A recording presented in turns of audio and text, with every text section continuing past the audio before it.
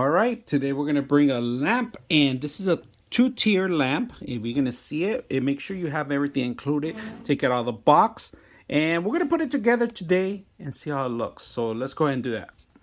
Hi, today we have a standalone lamp, and it has a nice little dimmer here, so if you want to go ahead and do it, change the lighting effects.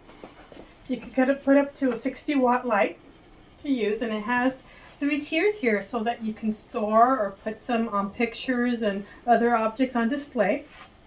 Great for reading also. If you're reading a nice little book, you can put it here on the side, and when you're ready to read, you can go ahead and sit down, take a read.